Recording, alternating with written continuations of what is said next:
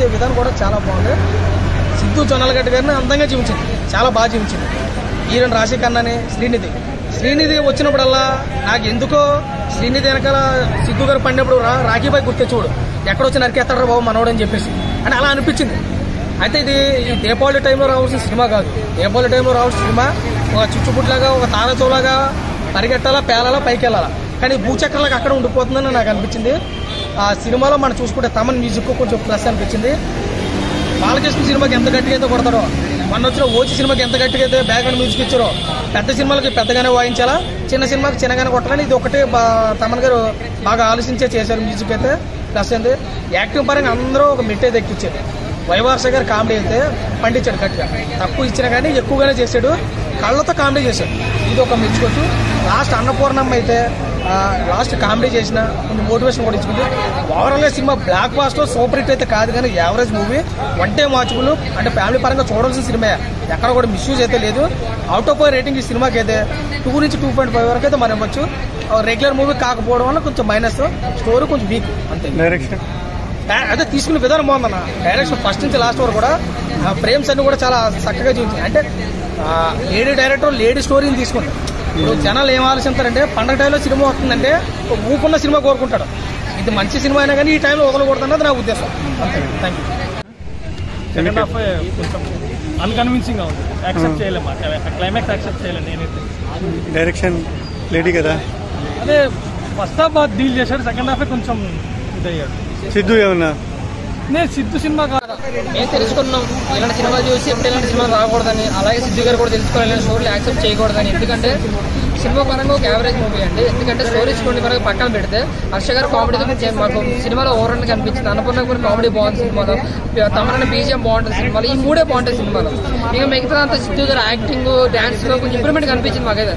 గత సినిమాలతో పోలిస్తే బెటర్ అవుట్పుట్ ఇచ్చాడు. డాన్స్ లో కావచ్చు, లేదా ఒక సైకో క్యారెక్టర్ లో యాక్ట్ చేయడం అనేది చాలా బెటర్ అవుట్పుట్ ఇచ్చాడు. జీవించాడనే చెప్పాలి ఆ క్యారెక్టర్ లో. బట్ సినిమా వరకు చూసుకుంటే నిరంజన్ గారు తీసుకున్న పాయింట్ కావచ్చు, లేదంటే స్క్రీన్ ప్లే కావచ్చు, కొంచెం రొటీన్ గా బోరింగ్ వెళ్ళింది. సెకండ్ హాఫ్ అయితే మాత్రం ఫస్ట్ హాఫ్ ఓకే, న్యాచురల్ గా ఇంట్రెస్ట్ గా అనిపిస్తుంది, కామెడీ ఉంటుంది, హర్ష గారు కామెడీ బాగుంటుంది. అంటే ఒక చేసుకున్న పిల్లలకి తన ఎక్స్ వచ్చి పెట్టిన కంటే ఎలా ఉంటుందని ఒక సీన్ ఉంటుంది ప్రీ ఇంటర్వెల్ లో. ఆ సీన్ అయితే మాత్రం మాకు బాగా అనిపించింది. బట్ సెకండ్ హాఫ్ ఏంటంటే కొంచెం వాళ్ళిద్దరు భయం సిద్ధి అంత నలిగిపోతుంది అనేది ఎంటర్టైన్మెంట్ గా మనకి చూపించే ప్రాసెస్ అది. బట్ ఆ ప్రాసెస్ ఎలా తయారైందంటే ఆఖరికి వాళ్ళ ముగ్గురు కలిసి మమ్మల్ని ఇబ్బంది పెట్టే విధంగా థియేటర్ లో మాకు క్రియేట్ అయిందనమాట. సో ఓవరాల్ గా నా వరకు చూసుకుంటే ఒక యావరేజ్ మూవీ అండి. ఎందుకంటే సిద్ధు కోసం వచ్చారండి సినిమాకి, కానీ సినిమా కోసం మాట్లాడుకుంటే జస్ట్ కొంతవరకు అక్కడక్కడ ఎంజాయ్ చేస్తారు. ఓవరాల్ గా చూసుకుంటే ఒక యావరేజ్ మూవీ చూసిన ఫీల్ అయితే వస్తుంది అనమాట. పని మానుకుని వచ్చేంత సినిమా అయితే కాదు, కానీ టైం పాస్ గా ఒకసారి హ్యాపీగా చూడొచ్చు. Thank you. కదా ట్రైలర్ చూసి కనెక్ట్ అయి వచ్చానండి. యాక్చువల్గా ట్రైలర్ కట్ వచ్చేంత వరకు కూడా ఆ మూవీ ఇంత ఇంపాక్ట్, అంటే ఆ ట్రైలర్ అంత డిఫరెంట్గా ఉంటుంది అనుకోలేదు, క్లాసికల్ అన్నట్టుగా అంటే. బట్ ట్రైలర్ కనెక్ట్ చేసింది. మూవీలో కూడా ఒక పాయింట్ మీద తీసాడు, మనం లేడీస్ ఎక్కడ దొరకకూడదని, లాస్ట్ వరకు కూడా దొరకకుండా బ్యాలెన్స్ చేస్తాడండి. బట్ క్లాసికల్ ట్రెండీ మూవీ దీని దగ్గర బాగా బ్యాలెన్స్ చేశారు. సెకండ్ హాఫ్ మ్యూజిక్ ఎలా ఉంది? తమన్ యాజ్ యూజువల్ అండి, తమన్ గారు లేకుంటే ఇంకొంచెం పిక్చర్ మైనస్ అయ్యేది. బట్ సిద్ధు కూడా బీజిఎం తగ్గట్టు కరెక్ట్ ఎక్స్ప్రెషన్స్ ఇచ్చాడు. మేకప్ కూడా లేకుండా ఫస్ట్ హాఫ్ లో బాగా ఎక్స్ప్రెషన్స్ బాగా ఎలివేట్ చేశారు. ట్రయాంగిల్ లవ్ స్టోరీ అండి, ట్రయాంగులర్ లవ్ స్టోరీ అండి. ఒక విధంగా అన్ని జోన్లు మిక్స్ అవుతాయి, బట్ ప్రెజెంటేషన్ లో మీనింగ్ వేరే వచ్చేస్తుంది. లాస్ట్ మరి ఎవరికి న్యాయం చేస్తాడే, ఎవరికి అన్యాయం చేస్తాడు ట్రయాంగిల్? ఇట్స్ నాట్ న్యాయం అండి, it's about the maturity. Last రాశిఖన్నాతోనే మనం చెప్పకూడదండి, మనం మూవీ చూడాలి. But classical movie one time watchable. 3.5. Orange vibes ఏమన్నా వచ్చాయా?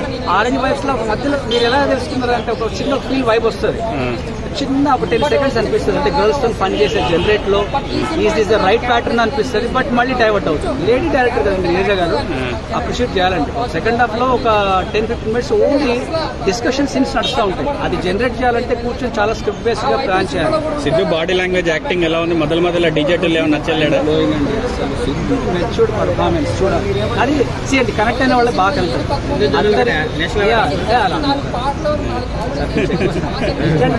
అవ్వడం కాదు, మెసేజ్ ఓరియంటెడ్ సార్ ఇది. ఆయన ఎక్స్ప్రెషన్స్, మెచ్యూరిటీ పర్ఫార్మెన్స్ సార్. మళ్ళీ చెప్తాను, సీరియస్ నాకు ఆయన ఫ్యాన్ కాదు, బట్ కనెక్టింగ్. రేటింగ్ ఎంత ఇస్తారు సార్? 3.5 సార్. 5. కమర్షియల్లీ మార్కెట్ లో చాలా హిట్ అన్నట్టు కాదు, but one time watchable with very very trendy movie. Sir month ending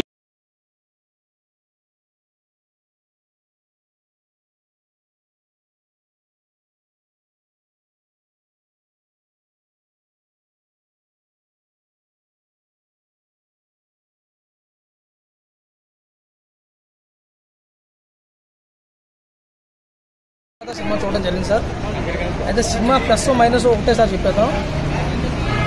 director గారు మనల్ని ఒక ప్రశ్న వేశారు. తెలుసు కదా ఇలాంటి స్టోరీలు చాలా వచ్చేసే, మీరు చూడలేదా, మీకు తెలీదా, మీకు తెలుసు కదని చెప్పి ఒక ప్రశ్న మనల్ని వేస్తారు. నాకు అర్థమైంది అయితే అది. అయితే డైరెక్టర్ గారి కోసం ప్లస్ పాయింట్ ఏంటంటే ఎంత చిన్న సినిమాలన్నా ఒక 10-15-20 మంది ఆర్టిస్టులు పెట్టి సినిమాలు తీసేస్తున్నారు. కానీ ఈ సినిమా ఒక 5-6 ఆర్టిస్టులు పెట్టి సినిమాలు తీసింది. ఈ గొప్పతనం ఆవిడ మెచ్చుకోవాలా. రెండోది ఏంటంటే ఎంచుకున్న స్టోరీ వీక్ అయినా కానీ కంటెంట్ తీసుకున్న తీసే విధానం కూడా చాలా బాగుంది. సిద్ధు జొన్నలగడ్డ గారిని అందంగా చూపించింది, చాలా బాగా చూపించింది.